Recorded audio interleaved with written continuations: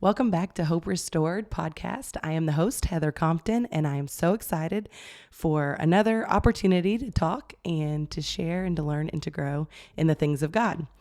If you listened to the first one, then you got to hear my testimony about how God just took a total mess and made it into a beautiful life that we have now, and how God wants to do the same thing for you. So today, a lot of my ministry is dealing with our thoughts, how to fix our thoughts, how to think the way that God wants us to think, how to just change our life, because when you change your thoughts and you change your words, you will change your life. I say that all the time.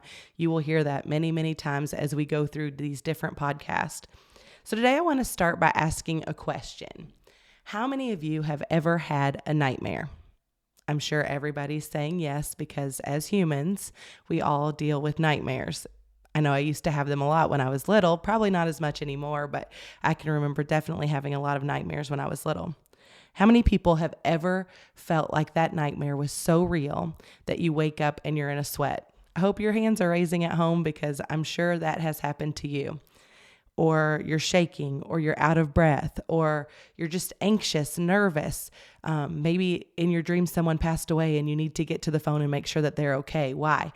Because the nightmare seemed so incredibly real to you that even though it wasn't, you're trying to you're trying to get back to reality and distinguish between what is real and what is not real. Perception in that case is reality. And in all things in life, what we perceive to be real is real. And the devil knows that, and he's going to capitalize on that. He plants seeds, lies, through our thoughts. And when we begin to believe those lies, it springs forth, reality in our life. Suddenly we're living out lies that the devil spoke to us that have no truth, that aren't grounded in the word of God, that aren't anything that God said about us, but it's just because we've let lies become reality, just as we've let a nightmare become a reality. Well, it is time that we all wake up. We know the truth of God's word. We walk in the truth of God's word, and we become everything that God wants us to be. The devil's convinced all of us at times that we aren't good enough. He might have convinced you that your life's not worth living. He might convince you that, whatever situation or mess or storm or problem that you're currently facing right now will never get better, that there's no light at the end of the tunnel. He convinces us that we're not good enough, that we'll never measure up.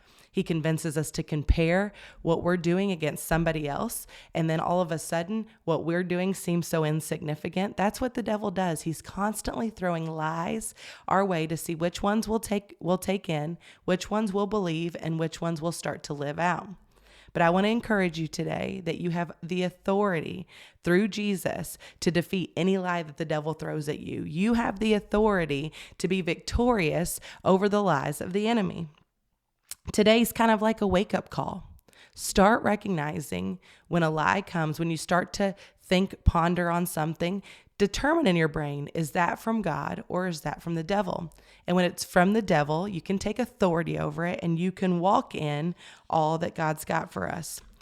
In order to really understand how our thoughts work and how we can take authority over our thoughts, today I want to just lay some groundwork with you. And if you'll turn with me in 1 Thessalonians 5, if you have your Bibles, turn with me to 1 Thessalonians 5, and we're going to look at verse 23, 5:23. If you're not really familiar with your Bible, it's toward the back. But if you got a Bible, get one out and study along with us.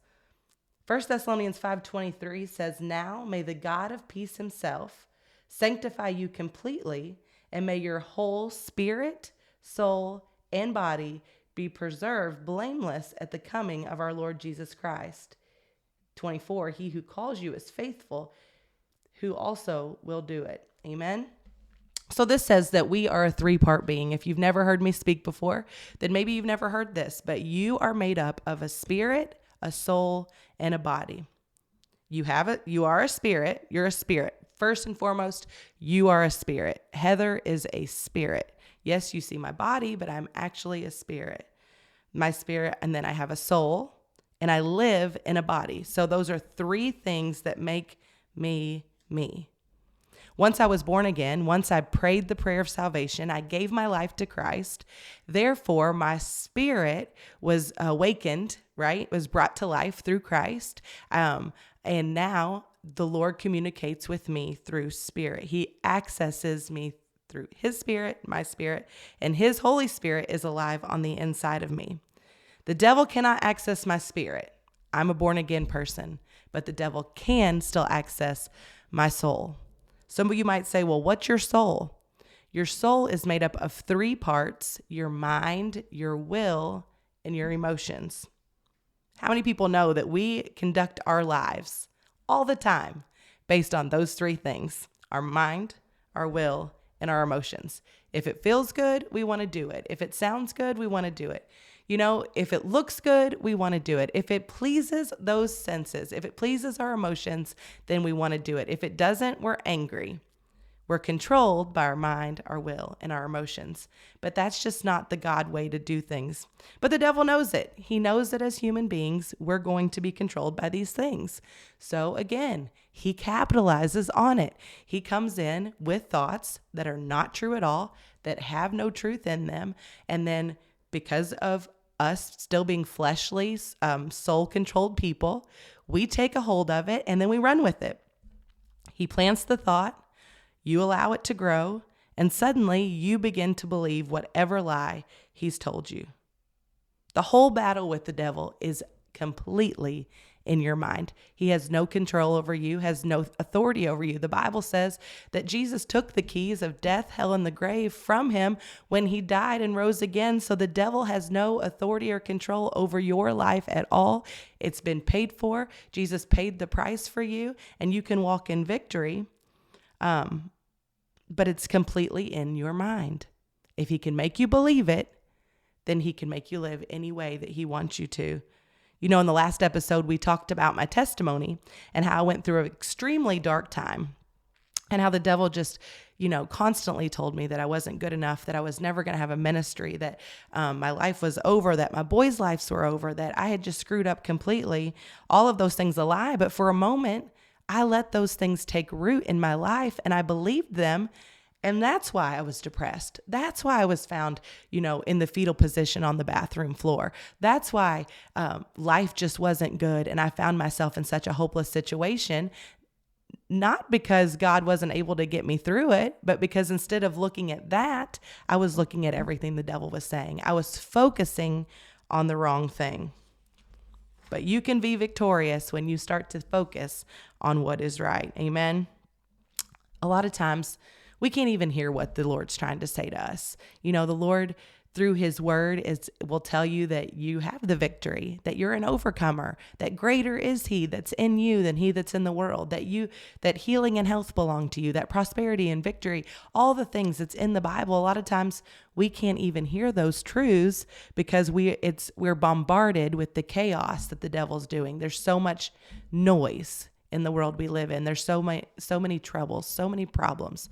So often that's all we can see and all we can hear. It bombards our mind and it floods out the truth of the Word of God. But we've got to learn to shut off the lies and focus on what God's telling us. We have to turn him off. And like I said earlier, wake up. Wake up from the nightmare you're living. It's just a nightmare. It's not real. Sure, bad things have happened to you. Sure, you've gone through hard times, and those are real, but you don't have to live there. You don't have to focus on what the enemy's bringing your way. You can have victory in any situation that you face. If you have your Bible out still, turn to Genesis 1. That's the very first book of the Bible, very first chapter. We see creation in Genesis 1. We see what God did to make the world that we live in today. And if you just go down through it, it says that in the beginning, God created the heavens and the earth. And the earth was without form and void. The darkness was on the face of the deep, and the Spirit of God was hovering over the face of the waters. And then God said, "Let there be light," and there was light, and God saw that it was good. We can look down and say, then God said, "Let there be firmament in the midst of the waters, and in the midst of the waters, and let it divide the waters from the waters. Thus God made the firmament and divided the waters which were under the firmament and the waters which were above the firmament, and it was so, and God called it good." I skipped it. Verse 5, God called light day and darkness night. So the evening and the morning, and that was the first day. And we know that God said it was good. God said, let the waters under the heavens be gathered together into one place and let the dry land appear. And it was so. And we can look down. It says, and God said it was good. And then it said God created man, and he said it was very good. And we know that God rested then on the seventh day after he created everything. And I didn't read everything that he created, but you get the picture. He said it, he saw it. What he said came to pass. Everything that he wanted to happen happened, and then he said it was good. We don't see anything in here where there was a delay. We don't see that anyone argued with the process, why God said it, and it became. The Son did not argue with God when God said that, I'm going to place a sun in the heavens and it's going to light the day. We don't see where the Son then said, well, I can't do that. I don't think I'm good enough. I don't think I'm called for that. I don't think there's any way that I could light up the sky for all of eternity. I'm not good enough. I can't do it. That's a silly illustration, but it's true. No, it just did it. Why? Because God said it and it happened. We're the same. We're listed there. The last thing he did was that he created man, and he created us in his image. And he said it was very good. You are a very good creation, the best creation that God made, when he created the earth. And he said it's very good, but we've got to start thinking the way God thinks about us. We've got to start believing that, he made me exactly the way I'm supposed to be, that I'm perfect in every way, that he's got a good plan for my life, that my future is bright, that my hope is secure, that the hope of, my future is secure in him. God spoke it and it happened. Quit arguing with God. He made you for a reason. He created you for a purpose, and it's a good one. God's got such great plans for you, but you've got to quit the lies in your head. Quit thinking you're not good enough. Quit thinking you can't make it. Quit thinking that nobody cares, because that is a lie. You're called not just to be Jesus to others, but to be just as Jesus. What's he speaking to you right now to become? What is God saying to you? What is the call of God on your life? What do you feel like he wants you to do? Because he has a plan for you. Are you listening? What if you already know what you're called to do and you're not doing it? Then is God looking down saying it is good? Or is he looking down and saying, what is going on with them? I called them to do it. I gave them the ability to do it. They're made for this. Why are they not doing what I've created for them to do? 2 years ago, I was supposed to start this podcast. I can only imagine that for the last 2 years, God's been saying, what on earth is she doing?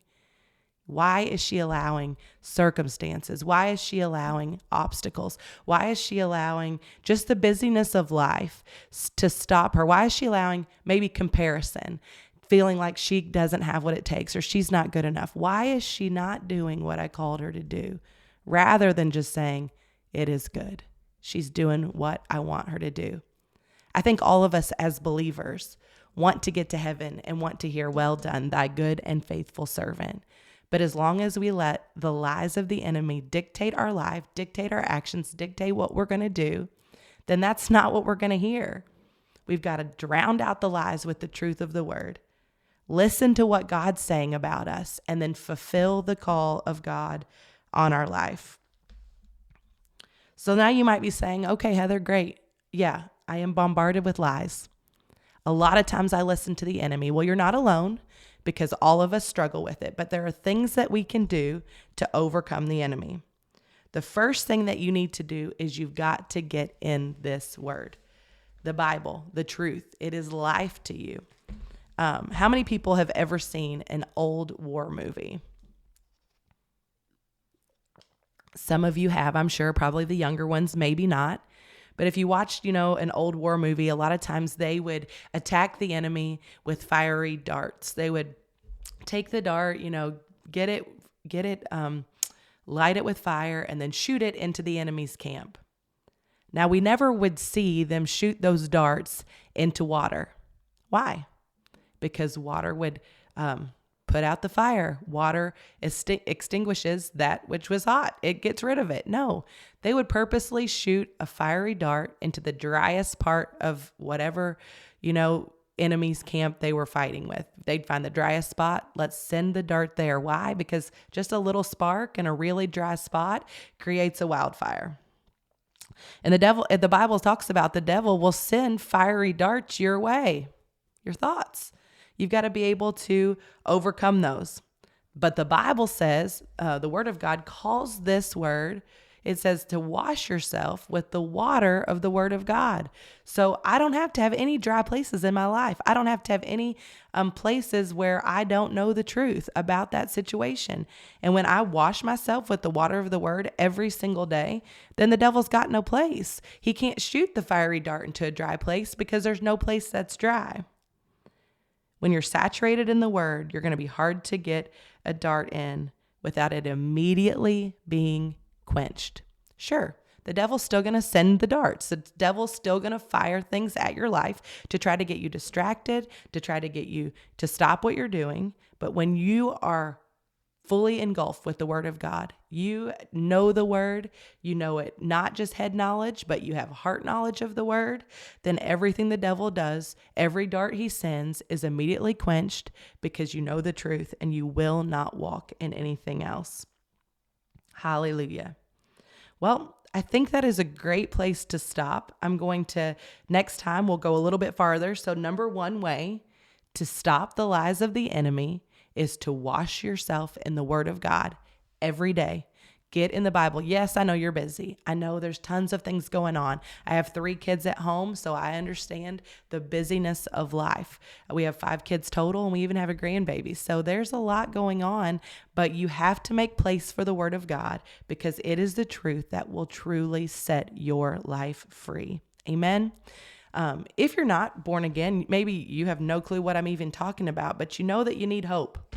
The world's hopeless and you need hope. Well, can you pray with me? The Bible says that when we call on the name of the Lord, we shall be saved. By praying a prayer, you're giving your life to God, but it's so much more than that. Once you pray a prayer, you're born again. Your life is forever changed. You're headed for heaven, but why not have heaven here on earth? Become a disciple, get plugged into a local church. Our church is Resurrection Life Church in Clarksville, Indiana. If you're near us, come visit us. If you want to get a hold of somebody here at the church, the number is 812-283-5838, and I'm sure we'll have that number on the screen. If you'd like to talk to me, you want to get a hold of me, hoperestored320@gmail.com. I would love to connect with you. But let's pray this prayer together. Let's everybody pray it. Say, Heavenly Father, I receive Jesus as my Lord and Savior. I believe he died on the cross and rose from the dead just for me. I repent of my sin. I ask that you would fill me with your Holy Spirit and help me live for you all the days of my life. In Jesus' name, amen. If you prayed that prayer and you believed it, let us know. Contact us. Let us know. We would love to hear from you, and we'd love to help you become a disciple of Jesus Christ. You can have victory and you can have hope, even in a world that's hopeless. Why? Because Jesus is Lord. Have a great day. And next time I'll see you on Hope Restored.